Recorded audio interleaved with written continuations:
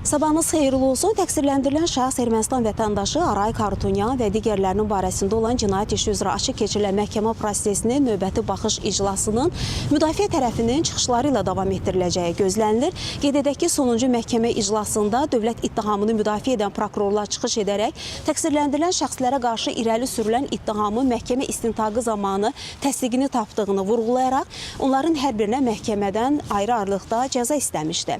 Dövlət ittihamçıları Aray Karutunyan, Lyova Mnasakanyan, David İşxanyan, David Babayan, David Manukyana məhkəmədən ömürlük azadlıqdan məhrum etmə cəzasını, Bako Sakyan, Arkadiy Qukasyan, Madat Babayan, Melikset Paşayana isə 20 il müddətinə azadlıqdan məhrum etmə cəzası, eyni zamanda digər təqsirləndirilən şəxslərə isə müvafiq olaraq ittihamlara uyğun olaraq 19, 18, 17, 16 il müddətinə azadlıqdan məhrum etmə cəzasının verilməsini xahiş etmişdi. Bundan sonra zərərçəkmişlərin nümayəndələri məhkəmə prosesində çıxış edərək dövlət ittihamçılarının çıxışları ilə razılaşdıqlarını və irəli sürülən ittihamın təsdiqini tapdığını bildirərək təqsirləndirilən şəxslərə dövlət ittihamçılarının irəli sürdüyü cəzaların tətbiq olunmasını onlar da xahiş etmişdilər.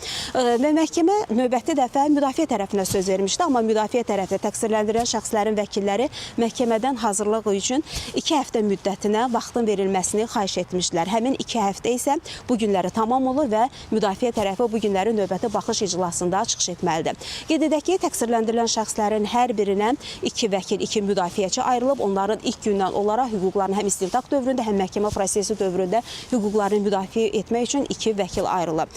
Və vəkillərin çıxışından sonra isə təqsirləndirilən şəxslər məhkəmədə çıxış edəcəklər. Onlara da bununla bağlı son söz veriləcək. Bugünkü iclasda da göründüyü kimi çox saylı zərərçəkmişlər iştirak edirlər. Onlar məhkəmənin ilk iclasında, məhkəmə prosesində həm ifadə veriblər, həm də zərərçəkmiş qismində əyləşiblər və məhkəmədən ədalət tələb ediblər. Məhkəmə prosesi açıq keçirilir, media nümayəndələri də iştirak edir və biz ASTV komandası olaraq ilk gündən prosesi izləyirik və mütəmadi olaraq tamaşaçılara bununla bağlı geniş məlumatları çatdırırıq. Bugünkü növbəti xəbərlərin buraxılışlarında da bizim daha geniş məlumatlarımız olacaq. Hələlik isə Bakı məhkəmə kompleksindən bu saata çatdıracaqlarımız bu qədər deyərək sözü yenidən mərkəzə studiya ötürürük.